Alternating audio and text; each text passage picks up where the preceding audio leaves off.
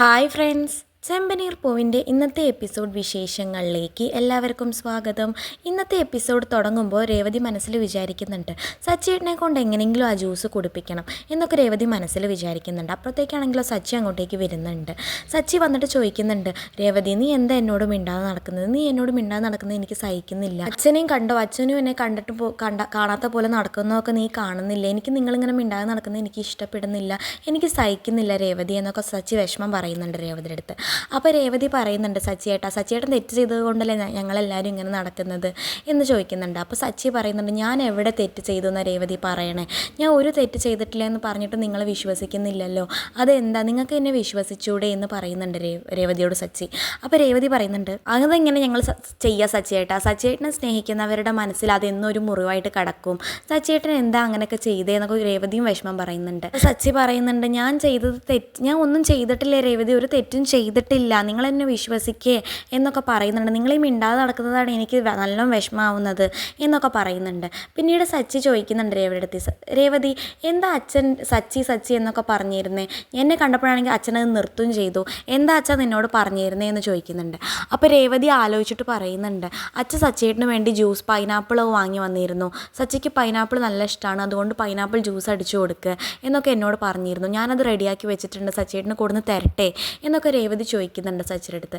അപ്പോൾ സച്ചി പറയുന്നുണ്ട്, കണ്ടോ അച്ഛൻ എന്നോട് ദേഷ്യമാണെങ്കിലും അച്ഛൻ എൻ്റെ കാര്യങ്ങളൊക്കെ നോക്കുന്നത് കണ്ടോ, അച്ഛൻ പറഞ്ഞിട്ടല്ലേ നീ ആ ജ്യൂസ് എടുത്തുകൊണ്ട് വാ, ഞാൻ കുടിച്ചോളാം എന്നൊക്കെ പറയുന്നുണ്ട് സച്ചി രേവതിയുടെ അടുത്ത്. അപ്പോൾ സച്ചിക്കാണെങ്കിലും അച്ഛൻ അങ്ങനെ പറഞ്ഞു എന്നുള്ള ഭയങ്കര സന്തോഷമാവുന്നുണ്ട്. അപ്പോൾ സച്ചി പറയുന്നുണ്ട്, രേവതി എന്നാൽ ഞാൻ പോയി കുളിച്ചിട്ട് വരാം, നീ അതപ്പോഴേക്ക് ജ്യൂസ് എടുത്ത് വെക്കുകയും ഞാൻ പോയി കുളിച്ചിട്ട് വരാം, ഈ ഡ്രസ്സൊക്കെ മാറ്റിയിട്ട് വരാം, എന്നിട്ട് വന്നിട്ട് കുടിക്കാമെന്ന് പറഞ്ഞ് സച്ചി അവിടെ നിന്ന് പോകുന്നുണ്ട്. രേവതി ജ്യൂസ് എടുക്കാൻ വേണ്ടി അടുക്കളയിലോട്ട് പോകുന്ന സമയത്താണെങ്കിലോ ചന്ദ്ര ആ ജ്യൂസ് മൊത്തം കുടിക്കുന്നുണ്ട്. ആ ജ്യൂസ് മൊത്തം കുടിച്ചിട്ട് ചന്ദ്ര പറയുന്നുണ്ട്, നിൻ്റെ ഭർത്താവിന് വേണ്ടിയിട്ടല്ലേ നീ ഈ ജ്യൂസ് ഉണ്ടാക്കിയത്, എൻ്റെ വയറ് പൊട്ടിയാലും സാരമില്ല, ഈ ജ്യൂസ് ഫുള്ള് ഞാൻ കുടിക്കും, അവനൊരു തുള്ളി പോലും ഞാൻ കൊടുക്കാതെ കുടിക്കും എന്നൊക്കെ പറഞ്ഞ് ചന്ദ്ര കുടിക്കുന്നുണ്ട്.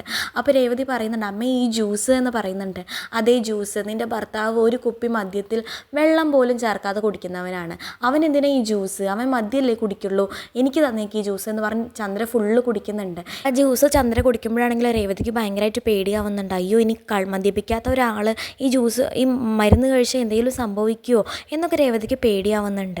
രേവതിയാണെങ്കിലും ആ മരുന്ന് പറഞ്ഞ ചേച്ചിയെ വിളിക്കുന്നുണ്ട്. ആ ചേച്ചിയെ വിളിച്ചിട്ടാണെങ്കിലും ചേച്ചി ഫോൺ എടുക്കുന്നില്ല. അപ്പോൾ രേവതി വിചാരിക്കുന്നുണ്ട്, എന്നാൽ നേരിൽ പോയി കാണാം, എനിക്ക് പേടിയാവണോ, അല്ലെങ്കിൽ അമ്മയ്ക്ക് എന്നെ ചീത്ത പറയാതെ ഒരു ദിവസം പോലും ഉറങ്ങാൻ പറ്റില്ല, ഇനിയിപ്പോൾ ഈ കാരണം കൂടിയും കിട്ടി അമ്മയ്ക്ക് എന്തെങ്കിലും സംഭവിച്ചാൽ എനിക്കിവിടെ നിൽക്കാനും കൂടെ പറ്റില്ല എന്നൊക്കെ പറഞ്ഞ് രേവതി അവിടെ നിന്ന് വേഗം പോകുന്നുണ്ട്.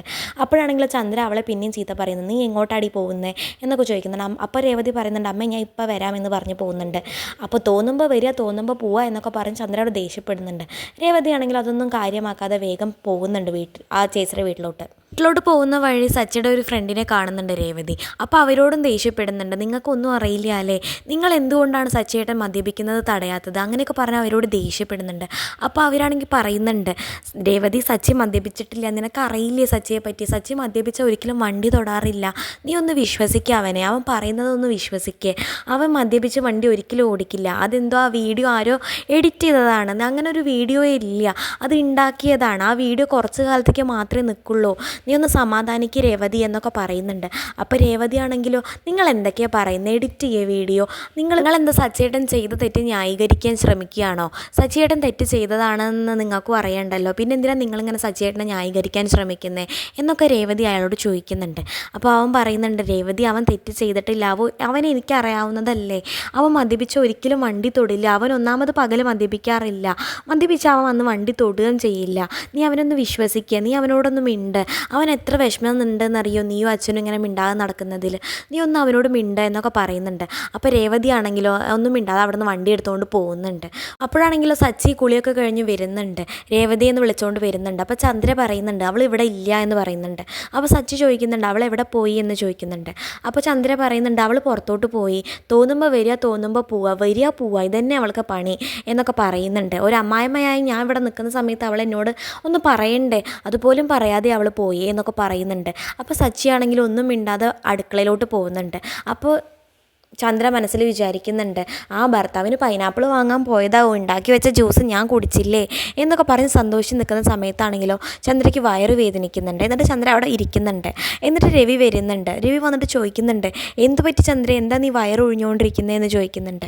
അപ്പോൾ ചന്ദ്ര പറയുന്നുണ്ട്, വയറിന് ആകെ ഒരു സുഖമില്ല, എന്തോ എരിച്ചിൽ പോലെ തോന്നുകയാണ് വയറിന്, എന്താ സംഭവിക്കുന്നതെന്ന് എനിക്കറിയില്ല എന്ന് പറഞ്ഞ് ചന്ദ്ര അവിടെ നിന്ന് പോകുന്നുണ്ട്. അപ്പോൾ രവിക്കാണെങ്കിലും ഒന്നും മനസ്സിലാവുന്നില്ല. പിന്നീട് സച്ചിയാണെങ്കിലോ പുറത്ത് നിന്ന് ആലോചിക്കുന്നുണ്ട്. അച്ഛൻ അവനെ തല്ലാൻ വേണ്ടി കയ്യോങ്ങിയപ്പോൾ രേവതി അവനെ അച്ഛ എന്ന് വിളിച്ച് തടഞ്ഞതും ഒക്കെ അവൻ സച്ചി പുറത്തു നിന്ന് ആലോചിക്കുന്നുണ്ട്. പിന്നീടാണെങ്കിലും സച്ചി ആലോചിക്കുന്നുണ്ട്, രേവതി പറഞ്ഞ കാര്യങ്ങളൊക്കെ സച്ചി ആലോചിക്കുന്നുണ്ട്. അതൊക്കെ ആലോചിക്കുമ്പോൾ സച്ചിക്ക് ആകെ വിഷമം വരുന്നുണ്ട്. പിന്നീടാണെങ്കിലോ ചന്ദ്രയ്ക്ക് തീരെ വയ്യ, വയറിന് തീരെ സുഖമില്ല. ചന്ദ്രയാണെങ്കിലോ ബാത്റൂം പോയി വന്നുകൊണ്ടേ ഇരിക്കുകയാണ്. അപ്പോൾ രവി ചോദിക്കുന്നുണ്ട്, എന്താ ചന്ദ്ര നിനക്ക് പറ്റിയ, എന്താ നിൻ്റെ പ്രശ്നം എന്ന് ചോദിക്കുന്നുണ്ട്. അപ്പോൾ ചന്ദ്ര പറയുന്നുണ്ട്, ഞാൻ പോകുന്നത് കണ്ടാൽ നിങ്ങൾക്ക് അറിയില്ല എന്താ എൻ്റെ പ്രശ്നമെന്ന്, അപ്പോൾ നീ എന്തെങ്കിലും വലിച്ചു വാരി തിന്നിട്ടുണ്ടാവും, അതുകൊണ്ടാവും ഇങ്ങനെയൊക്കെ സംഭവിക്കുന്നത് എന്നൊക്കെ രവി പറയുന്നുണ്ട്. അപ്പോൾ ചന്ദ്ര പറയുന്നുണ്ട്, ഞാൻ ഒന്നും തിന്നിട്ടൊന്നുമില്ല, ഇതെന്താണെന്ന് എനിക്കറിയില്ല എന്നൊക്കെ പറഞ്ഞ് ചന്ദ്ര പിന്നെയും ബാത്റൂമിൽ പോകുന്നുണ്ട്. അപ്പോഴാണെങ്കിലും ശ്രുതി അങ്ങോട്ടേക്ക് വരുന്നുണ്ട്. ശ്രുതി വന്നിട്ട് പറയുന്നുണ്ട്, അമ്മ എനിക്ക് 7ാമത്തെ ഡിഗ്രി കിട്ടിയ അന്ന് അമ്മ എനിക്കൊരു സ്വാദിഷ്ടമായൊരു പായസം ഉണ്ടാക്കി തന്നില്ലേ, ആ പായസം എനിക്കിപ്പോൾ കഴിക്കാൻ തോന്നുന്നു, അമ്മ ഒന്ന് ഉണ്ടാക്കി തന്നേ എന്നൊക്കെ പറയുന്നുണ്ട്. അപ്പോൾ ചന്ദ്രയ്ക്കാണെങ്കിലും ദേഷ്യം വരുന്നുണ്ട്, ഞാൻ വയ്യാതിരിക്കുമ്പോഴാണോടാ നിൻ്റെ പായസം എന്നൊക്കെ പറഞ്ഞ് ചന്ദ്ര ദേഷ്യപ്പെടുന്നുണ്ട്. അപ്പോൾ പിന്നെയും ചന്ദ്രയ്ക്ക് ബാത്റൂം പോകാൻ തോന്നുന്നുണ്ട്. അപ്പോൾ ചന്ദ്ര പിന്നെയും പോകുന്നുണ്ട്. അപ്പോൾ ശ്രുതി പറയുന്നുണ്ട്, കണ്ടോ അച്ഛ, അമ്മയുടെ നമ്പർ കണ്ടോ, അമ്മ എനിക്ക് പായസം ഉണ്ടാക്കി തരാതിരിക്കാൻ വേണ്ടി ഓരോന്ന് കാട്ടിക്കൂട്ടണ കണ്ടോ എന്ന് പറയുന്നുണ്ട്. അപ്പോൾ രവി പറയുന്നുണ്ട്, അതിപ്പോൾ എത്രാമത്തെ നമ്പറാണ് പോണേന്ന് നിനക്ക് അറിയോ ശ്രുതി എന്ന് ചോദിക്കുന്നുണ്ട്. അപ്പോൾ അമ്മയ്ക്ക് തീരെ വയ്യ അച്ഛ എന്ന് ചോദിക്കുന്നുണ്ട്. അമ്മയ്ക്ക് ഒട്ടും വയ്യ, അമ്മയ്ക്ക് എന്താണാവോ എന്നൊക്കെ പറയുന്നുണ്ട് രവി. പിന്നീട് ചന്ദ്രയെ എല്ലാവരും കൂടെ റൂമിലോട്ട് കടത്തുന്നുണ്ട്. റൂമിലോട്ട് കടത്തുന്ന സമയത്താണെങ്കിലോ ചന്ദ്രയ്ക്ക് ബോധം പോകുന്നുണ്ട്. അപ്പോൾ സച്ചി വന്ന് അമ്മേ എന്താ സംഭവിച്ചതെന്നൊക്കെ ചോദിക്കുന്നുണ്ട്. അപ്പോഴാണെങ്കിലും രവി പറയുന്നുണ്ട്, അമ്മയ്ക്ക് തീരെ വയ്യട മോനെ, വയറിന് നല്ല സുഖമില്ല എന്നൊക്കെ പറയുന്നുണ്ട്. അപ്പോൾ സച്ചി ചോദിക്കുന്നുണ്ട്, നമുക്ക് ഇളനീര് വെട്ടി കൊടുത്താലോ അച്ഛാ എന്ന് ചോദിക്കുന്നുണ്ട്. അപ്പോൾ ശ്രുതി പറയുന്നുണ്ട്, അതൊന്നും വേണ്ട, നമുക്ക് ഡോക്ടറെ കാണിക്കാൻ പോയാൽ മതി എന്ന് പറയുന്നുണ്ട്. അപ്പോൾ സച്ചി ചോദിക്കുന്നുണ്ട്, ഹോസ്പിറ്റലിലേക്ക് ഇവിടെ നിന്ന് കുറേ ദൂരമില്ലേടാ, നമ്മൾ എന്താ ചെയ്യുക ചോദിക്കുന്നുണ്ട്. അപ്പോൾ ശ്രുതി ചോദിക്കുന്നുണ്ട്, അത് വെച്ച് ഹോസ്പിറ്റലിൽ കൊണ്ടുപോകാണ്ടിരിക്കാൻ പറ്റുമോ, നമുക്ക് ഹോസ്പിറ്റലിൽ കൊണ്ടുപോകണം എന്നൊക്കെ പറയുന്നുണ്ട്.